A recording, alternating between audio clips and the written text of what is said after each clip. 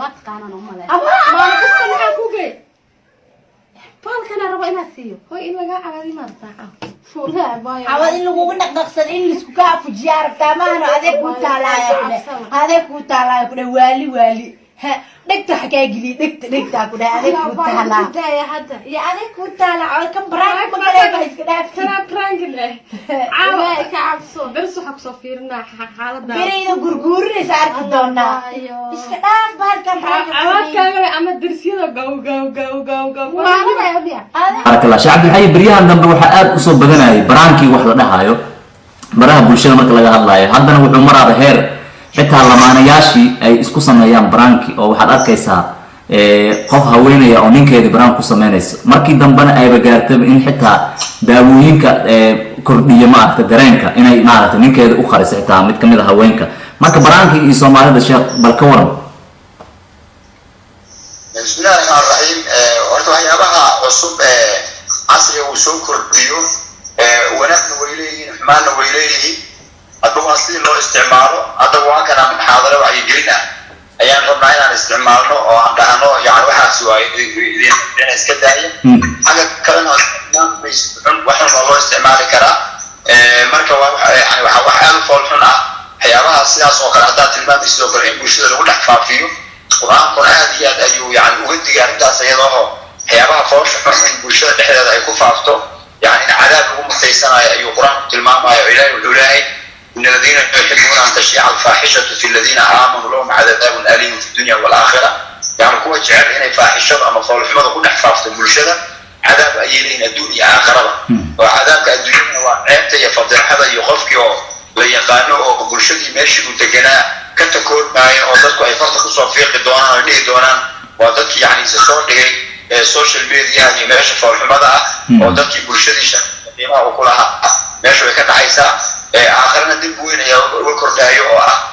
فافتانك يعني هذا برشدة وحياها social media اللي فافيو بريو رياضي سعادة الله فافيو وحلاقيها بين إيجابته الروحي لما الروحي صدق الروحي أفر الروحي شن روحي أنت يا مركز لما تقول هذا اللي جوته ماشي اللي جوته أرناس أركته لكن ما أنت أدونك أورن أيام وضع أركاد فول حمد السمي مركز دبيو يا ماشي كم مخالصة يمكن الإسلام سيدا كهذا تعمل دكتور وحكمله شان علموده وين كهذا عشان تاس وحكمله علينا على العرض شرفته يعني إن ضدك شرفته هذا الإلهي وأنا غن حلي يعني أحمله ونحفافلين يدود هي لقيس الدجية الروحي قف مسلم أما رجع هذا ما ضمن هذا كل هذا حمان آيات سميسي أما فاحشة آيات سميسي ضد الكربش على الأرض في أيام هيو عرض أيام هذا وصرف أيام هذا ضدك شرفته وإن الله قد على مرة مرة أيامها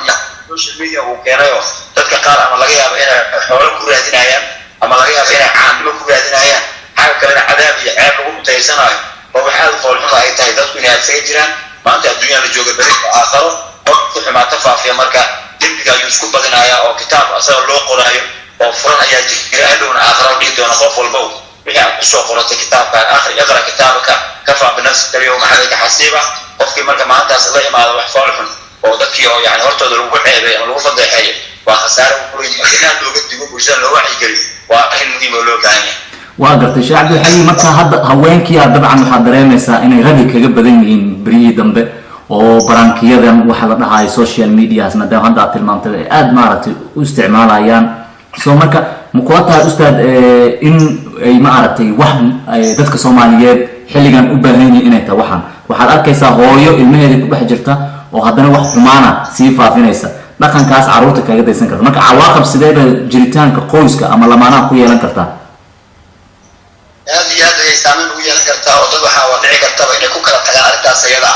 isticmaalka arrimahaas la isticmaalayo waliba arrinta tilmaamayso arrin aad u sii foolxune laakiin ay saastaan u sii foolxumeen oo yani ama wada hadal ama yani qofkii oo arrintii qoyska ama guriga yani kaga mashquulayo oo kale in yani lamaanaha qaarkood yani isugu dhacana dhici karta oo labada dhinacba waa isticmaashaa iyo isticmaalkaad xadka ka badisay iyo shaqadii loo baahnaa ayaad kaga mashquulshay caruurtii darbaarintooda ayaad ka mashquulsantaa iyo waxaan iskama joojinayo marka dambe inay guriga dhici karta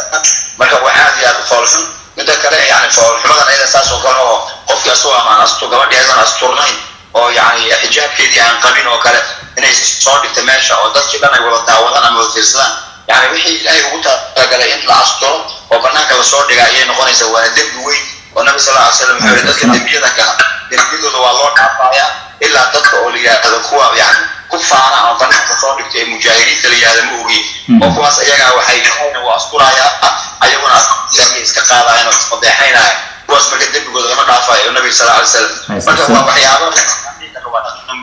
waxay u yaqaaneen ummadda Soomaaliyeed waa waxay aan hada ku cusub oo ugu baa taas oo marka u baahan intaan si faafinaysan dhaqan noqonin in dadka looga digo maxay yeelay dhaqamadan ay baataan xataa welida iyo waxyaabaha مثلا akhlaaq xun oo meelaha qaarkood aadi ma ka noqonaysa mar bay bilow ay markay damana dadkii ayaa la qabsaday markaas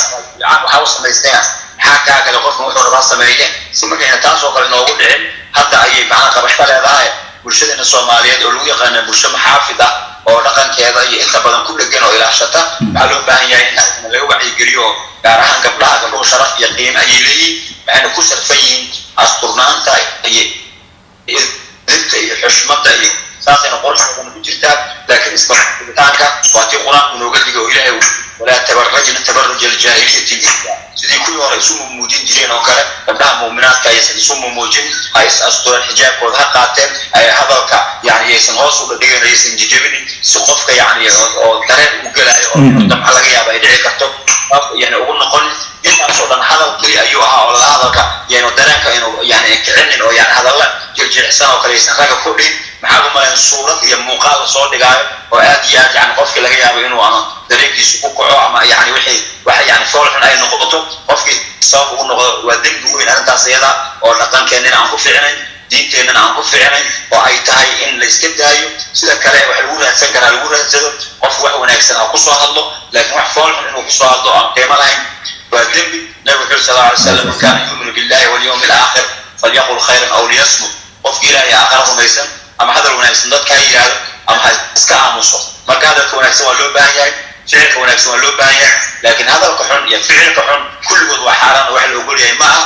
markii loo sii isticmaalo aaladan aad u faafinta badan ee adduunka wada gaarsiinaysan waa dembi oo isku sii laban laa